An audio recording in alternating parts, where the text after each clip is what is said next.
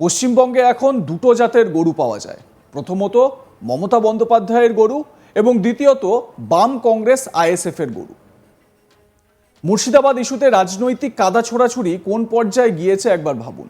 বিজেপির তরফে রাজ্যের মুখ্যমন্ত্রী সহ বাংলার রাজনৈতিক দলগুলোকে এইভাবেই নিশানা করা হলো গেরুয়া শিবিরের তরফে। ওয়াকফ বিল নিয়ে এই মুহূর্তে উত্তাল হয়ে রয়েছে পশ্চিমবঙ্গ, বিশেষত মুর্শিদাবাদ, ভাঙড়, আমতলায় যে ধরনের অশান্তির ঘটনা ঘটেছে তা পরিস্থিতিকে আরও জটিল করে তুলেছে। এই পরিস্থিতিতে রাজনীতির কাদা ছোঁড়াছুড়িও শুরু হয়ে গেছে। এবার বিজেপির তরফে অভিযোগ করা হলো ওয়াকফ বিলের আড়ালে হিন্দুদের উপর অত্যাচার চলছে। এই মুহূর্তে প্রচুর মানুষ তারা নিজেদের ঘর ছেড়ে মালদা বা বীরভূমের মতো জায়গায় আশ্রয় নিয়েছেন। এই পরিস্থিতির পর্যালোচনা করতে গিয়ে মমতা ব্যানার্জিকেই খোঁচা দিলেন বিজেপি নেতা তরুণজ্যোতি তিওয়ারি। শুধু মমতা ব্যানার্জি নন, তার নিশানায় বাম কংগ্রেস আইএসএফ এর নেতৃত্বও রয়েছেন। আইএসএফ এর সমর্থকদের উপর পুলিশের লাঠিচার্জ নিয়ে মন্তব্য করতে গিয়ে তৃণমূল সহ লেফট কংগ্রেস আইএসএফকে তিনি খোঁচা দেন এবং বলেন যে রাজ্যে দু জাতের গরু রয়েছে, একটা মমতা বন্দ্যোপাধ্যায়ের গরু আর একটা লেফট কংগ্রেস আইএসএফ এর গরু। আগে তরুণজ্যোতি তিওয়ারির পোস্টটা তিনি কি করেছেন সেটা আপনাদের দেখাই। তরুণজ্যোতি তিওয়ারি বলছেন তার সোশ্যাল মিডিয়া হ্যান্ডেলে, আইএসএফ এর সমর্থকদের উপর পুলিশের লাঠিপেটা দেখে যারা আনন্দিত হচ্ছেন তাদের জন্য এই লেখাটা। পশ্চিমবঙ্গে এখন দুটো জাতের গরু পাওয়া যায়, মমতা বন্দ্যোপাধ্যায়ের গরু, লেফট কংগ্রেস আইএসএফ এর গরু। কেন বলছেন? তিনি বলছেন দুটো গরুই আলাদা দলে দুধ দেয়, কিন্তু হিন্দু দেখলেই সমানে গুঁতো মারে। তিনি তারপর সিন 1 করেছেন। তিনি বলছেন মমতার গরুরা রামনবমীর মিছিল ভাঙে, দোকানপাট জ্বালিয়ে দেয়, পুলিশের গাড়ি ফাটায়। পুলিশ বলে ওদের দুধ ভালো, আমাদের মালকিনকে দুধ দেয়, সুতরাং কিছু করা যাবে না। সিন 2, লেফট কংগ্রেস আইএসএফ এর গরুরা একই কাজ করলে পুলিশ হঠাৎ জেগে ওঠে, লাঠি টিয়ার গ্যাস চালিয়ে বলে এই গরুর দুধ আমাদের লাগে না।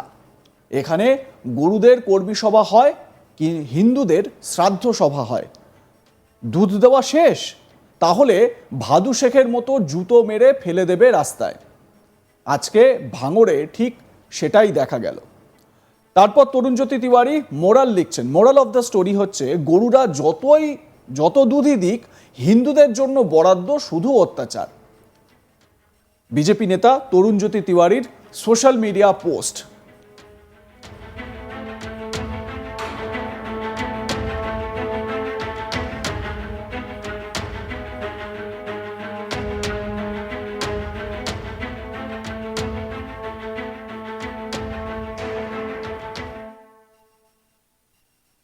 এবং এই পোস্ট করে কতগুলো হ্যাশট্যাগ ব্যবহার করে তিনি বাংলা রাজনীতিকে গরুতন্ত্র, হিন্দু বিরোধী, দুধেল গরু এইসব লিখেছেন।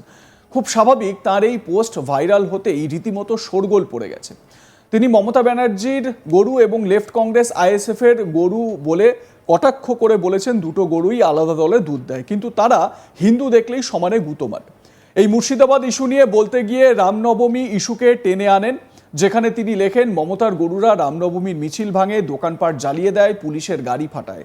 পুলিশ বলে ওদের দুধ ভালো, আমাদের মালকিনকে দুধ দেয়, সুতরাং কিছু করা যাবে না।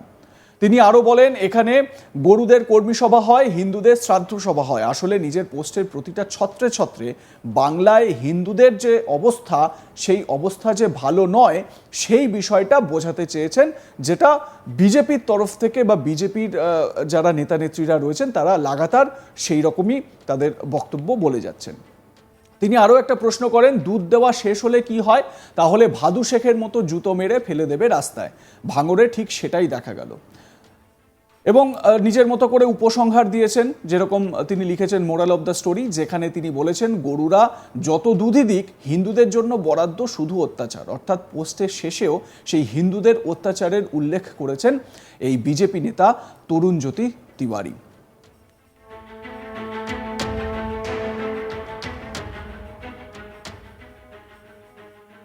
উল্লেখ্য, মুর্শিদাবাদ ইস্যুতে শুভেন্দু অধিকারী তিনি সিপিএম এর দিকে আঙুল তুলে একটি পোস্ট করেন। তিনি এক্স হ্যান্ডেলে পোস্টে লেখেন, জনাব মোহাম্মদ সেলিম সাহেব, ধরে নিলাম যে মুর্শিদাবাদ জেলার শামশেরগঞ্জ ব্লকের জাফরাবাদে নিহত পিতা পুত্রদ্বয় শ্রী হরগোবিন্দ দাস ও শ্রী চন্দন দাস আপনাদের দলীয় কর্মী ছিলেন, কিন্তু তাদের শেষ করা হলো কেন? আপনি বলছেন ওনারা ঝামেলা রুখতে গেছিলেন, কিন্তু আপনার বক্তব্য ও পরিবারের লোকজনের থানায় দায়ের করা অভিযোগপত্রে উল্লেখ করা বিবরণের মধ্যে সামঞ্জস্য খুঁজে পাওয়া যাচ্ছে না। আপনার জ্ঞাতার্থে অভিযোগপত্রের ছবি সংযুক্ত করলাম। স্পষ্ট লেখা রয়েছে যে সবিনয় নিবেদন এই যে স্বামী মৃত হরগোবিন্দ দাস, গ্রাম জাফরাবাদ, থানা শামশেরগঞ্জ, জেলা মুর্শিদাবাদ। আমার স্বামী হরগোবিন্দ দাস এবং পুত্র চন্দন দাসকে কিছু দুষ্কৃতী, যাদের নাম নিচে দেওয়া হলো, তারা শনিবার 12ই এপ্রিল আনুমানিক সময় সকাল 10:30 আগ্নেয়াস্ত্র সহ শেষ করে। বাড়ি থেকে বের করে নিয়ে গিয়ে অনেক অনুনয় বিনয় করা সত্ত্বেও তাদের থামানো যায়নি। তাদের মধ্যে অনেকজন থাকলেও কিছু ব্যক্তি মিলে দুজনকে শেষ করে। অতএব মহাশয়ের নিকট প্রার্থনা, নিম্নোক্ত হত্যাকারীদের কঠোর থেকে কঠোরতম শাস্তি দিয়ে বাধিত করবেন। ওনারা নিশ্চয়ই বাড়ির মধ্যে থেকে ঝামেলা আটকাচ্ছিলেন না, ওনাদের বাড়ি থেকে বের করে নিয়ে গিয়ে জানে শেষ করে। এই জন্য নয় যে ওনারা বামপন্থী ছিলেন বা রাজনৈতিক শত্রুতা ছিল, স্রেফ এই জন্য ওনাদের নাম হচ্ছে হরগোবিন্দ দাস ও চন্দন দাস, ধর্মে হিন্দু। আর যাদের বিরুদ্ধে শেষ করার অভিযোগ আনা হয়েছে উক্ত অভিযোগপত্রে, তাদের নামগুলো হলো ইউসুয়া শেখ, একবার শেখ, হজরত আলী, কালু নাদার, নুরুল শেখ, আনসার আলী। বাকি আপনি বিচক্ষণ ব্যক্তি, আশা করছি কারণ বুঝে গেছেন, কিন্তু প্রকাশ্যে স্বীকার করা আপনার পক্ষে সম্ভব নয়। কারণ প্রথমত আপনি যে দলের নেতা, সেই দলের ইন্ডি জোট সঙ্গী তৃণমূল সরকারের সমালোচনা করা হয়ে যাবে। তাহলে তাদের দলের নেতারা সাম্প্রদায়িক উস্কানি দিয়েছে, আর পুলিশ প্রশাসন হাতে হাত দিয়ে বসে থেকে এইসব নিরীহ হিন্দুদের মরতে দিয়েছে ও ভিটে ছাড়া হতে দিয়েছে।